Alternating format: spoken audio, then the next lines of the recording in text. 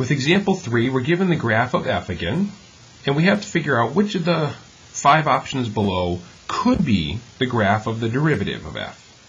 So let's look at f right here. F is increasing, and then decreasing, and then increasing again. All right, so f is increasing, and then decreasing, and then increasing. Now, we know from our connections that when a function is increasing, the derivative must be positive. And when a function is decreasing, the derivative must be negative. So, we can do a little second row here. F prime must be positive, and then negative, and then positive again. Let's look at our 5 options at this point. Option A, positive, then negative, then positive. So that's still a possibility. Option B, same thing. Positive, negative, positive. That's still on the table as well. C is positive, then negative, then positive, but then negative again. That contradicts what we already know must be happening for our derivative. So C cannot be a graph of our derivative. D is the opposite of what we want. D is negative and then positive and negative, so D's out. And E, if this were the graph of the derivative, well, this derivative is always negative, which means our function must always be decreasing, which again is not the case. So E's out, which means our answer is either going to be A or B. Okay, so let's go back to our graph. We know that the graph has a relative max right here and a relative min right there.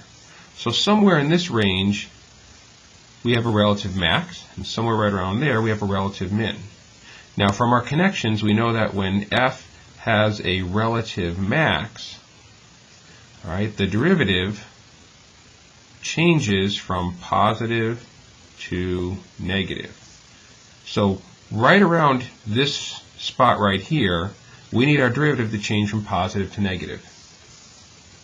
Well, A changes from positive to negative, but does so on the y-axis. B does so a little bit to the left of the y-axis.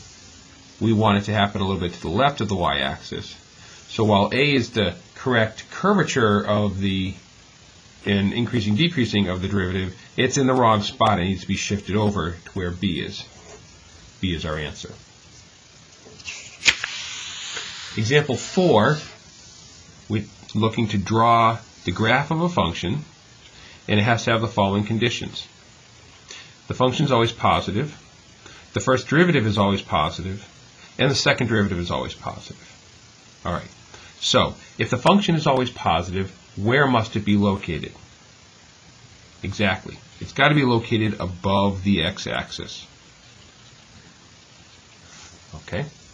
If the first derivative is always positive, what do our connections tell us about the function? If the first derivative is positive, the function is increasing. So if our first derivative is always positive, that means, put this right here, f must be increasing. And finally, the second derivative of the function is always positive. Head back to your connection sheet, and what do we know about a positive second derivative?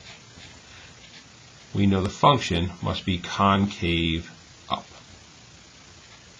So we need a function which is above the x-axis, it has to be increasing, and the function has to be concave up.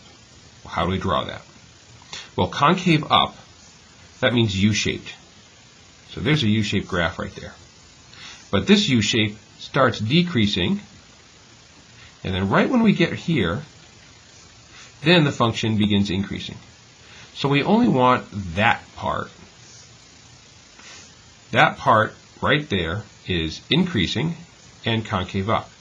We're going to take that curvature and put it above the x-axis. So what we're looking at is something like this. There's a function which is always concave up, always increasing, and always above the x-axis.